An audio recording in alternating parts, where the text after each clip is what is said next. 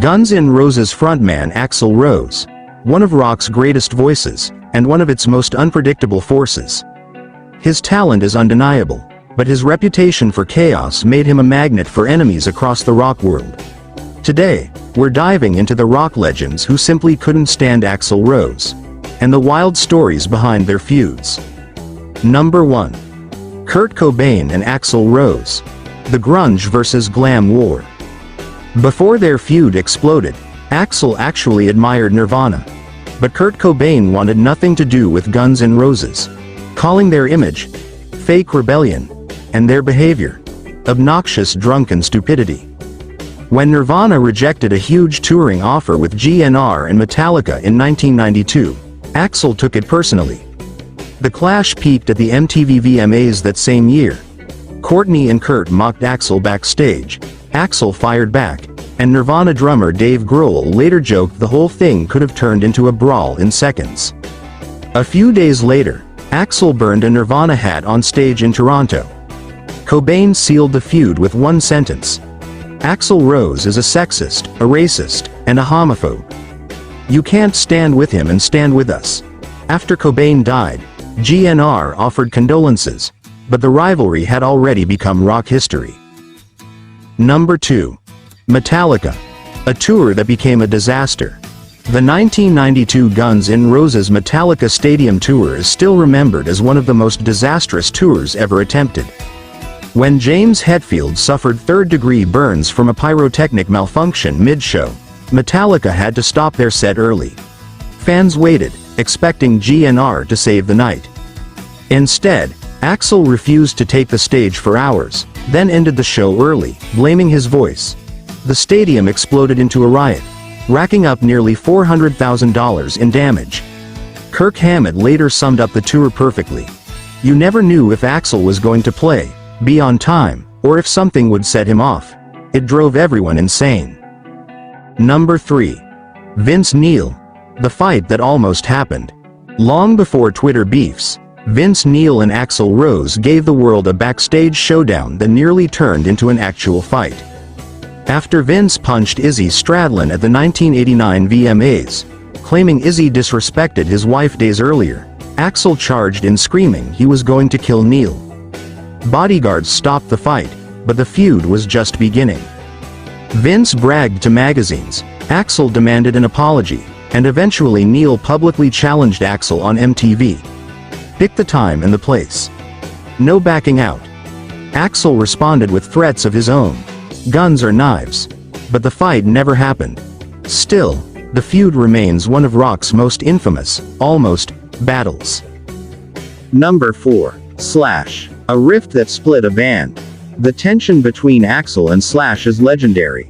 According to former GNR manager Doug Goldstein, the breaking point came when Slash agreed to collaborate with Michael Jackson, someone Axl refused to support due to deeply personal reasons tied to childhood trauma. Axl also pushed Slash and the others into signing away rights to the band name, Guns N' Roses, refusing to go on stage unless they did. Slash later admitted, "We signed it because we didn't think he'd perform otherwise."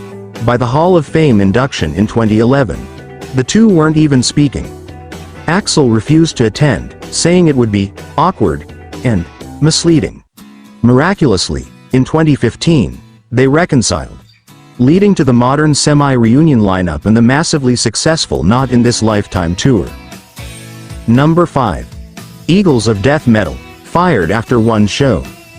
Opening for Guns N' Roses should have been a massive break for Eagles of Death Metal, but Axl ended it in a single night. After a lukewarm crowd reaction, Axl called them the Pigeons of Metal, and removed them from the tour the very next day. Frontman Jesse Hughes was stunned, later saying, "Axl was out of his mind." When GNR's team tried to apologize and invite them back, Hughes snapped, "Tell him to go F himself.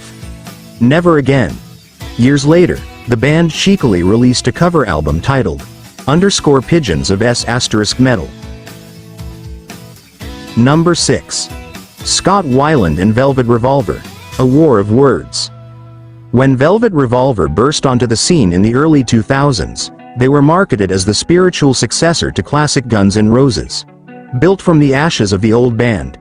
Slash, Duff McKagan, and Matt Sorum united under a new name, with Stone Temple Pilots Scott Weiland stepping in as frontman. To fans, it felt like a rebirth. To Axl Rose, it felt like betrayal. The feud detonated when Axl, through his management team, released a blistering public statement tearing into Velvet Revolver, specifically targeting Slash. According to Axl's camp, Slash had supposedly visited Axl at his home behind the band's back and insulted Weiland, calling him a fraud, and saying the band would never survive because of him. Axl framed the whole formation of Velvet Revolver as a desperate attempt by former members to recreate the Guns N' Roses magic without him. In Axl's words, "A cover band is what happens when you start believing your own press." But Scott Weiland wasn't someone who backed down. Weiland responded with a scorched earth message posted on Velvet Revolver's website, one of the harshest takedowns ever aimed at Axl Rose. His insults were brutal and personal. He called Axl a fat, Botox-faced, wig-wearing piece of a frightened little man, and someone who survived only on the memory of his former glory.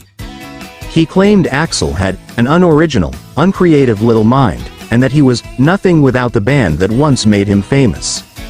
Weiland also jabbed at Axl's notorious lateness, ego, and refusal to collaborate, saying Velvet Revolver existed because no one could work with Axl anymore. What made the feud even more intense was Slash's silence. Slash refused to publicly respond, but Weiland's attack made it clear. The bitterness within Guns N' Roses had spilled directly into Velvet Revolver's world. Later, in interviews, Weiland implied that the only reason Velvet Revolver attracted so much attention was because Axl couldn't let go of the past. He suggested Axl feared their success would overshadow GNR's dormant years. The irony? Velvet Revolver did become successful, with hit singles, Grammy wins, and packed tours. Something that undoubtedly stung Axl during the long wait for Chinese democracy. However, despite the harsh words, both sides eventually softened as the years passed. After Weiland's tragic death in 2015, many former critics, including Slash, spoke kindly about him. Axl never publicly commented, but the silence said more than any insult could. It remains one of the most venomous, but strangely poetic, feuds in modern rock history. Number 7. David Bowie. The Cat House Incident. One of Axl's strangest feuds was with the Thin White Duke himself. While shooting the "It's So Easy" video, David Bowie allegedly got too friendly with Axl's then-girlfriend Erin Everly. Club owner Ricky Rachtman revealed that Axl exploded, chasing Bowie and shouting he would kill him. Bowie attended a GNR show shortly after, only for Axl to insult him from the stage until Bowie left. Thankfully, Bowie apologized later, and the two eventually made peace before Bowie's passing. Number 8. Jon Bon Jovi. The One-Sided Roast. Most rock feuds start with a clash of personalities. But in 2006, we got something different. A feud where only one person was actually mad, Jon Bon Jovi. During an interview with the New York Post, Jon unleashed an unexpected rant about Axl Rose that blindsided fans. What made it strange wasn't just what he said, it was the fact that Axl and Bon Jovi weren't feuding at the time. There was no incident, no backstage fight, no rivalry brewing. Jon simply snapped. He blasted Axl for being a media magnet despite not releasing an album in over a decade, saying, "That motherfucker hasn't made a record in 13 years, and he gets all that attention." Jon wasn't just annoyed, he sounded insulted. He pointed out how hard he had been working, albums, tours, philanthropic projects, TV appearances. Meanwhile, Axl's every move, his hair, his silence, his reclusiveness, still dominated headlines. There was a tone of jealousy, frustration, and disbelief. Jon essentially accused the press of worshipping chaos over consistency. In his eyes, Axl was a tabloid circus, a man who vanished for years but somehow remained rock's most talked about ghost. Fans braced for impact. Axl Rose was famous for responding to even the smallest insult with nuclear force. Axl vs Motley Crüe, Axl vs Nirvana, Axl vs everyone. Surely a verbal flamethrower was coming, but the meltdown never arrived. Axl didn't fire back at Jon Bon Jovi. Not on stage, not in an interview, not even in a sarcastic shoutout during a show. He didn't acknowledge the comments at all. The silence was louder than any insult. And that's what made the feud so bizarre. Jon had thrown a public punch, and Axl just walked away. No clapback, no counterattack, nothing. Some rock journalists believe Jon's rant was rooted in frustration with the ongoing delays of Chinese democracy. Every time that album resurfaced in headlines, Bon Jovi's own releases were overshadowed. Others say Jon felt the media rewarded bad behavior, while hardworking artists got pushed aside. Whatever the reason, the roast remained entirely one-sided, a rare moment where a rock icon swung at Axl Rose, and Axl simply refused to enter the ring. In the world of Axl Rose feuds, this one stands as the strangest. A fight that only one fighter ever showed up to. Love him or hate him, Axl Rose is a rare figure, chaotic, brilliant, unpredictable, and unforgettable. His voice changed rock. His feuds shaped an era. And despite all the drama, he remains one of the most iconic frontmen ever to step on a stage. If we missed a feud, or a crazy Axl moment, drop it in the comments. And don't forget to like this video and subscribe for more rock stories coming your way. This is Rocky Fame Diaries.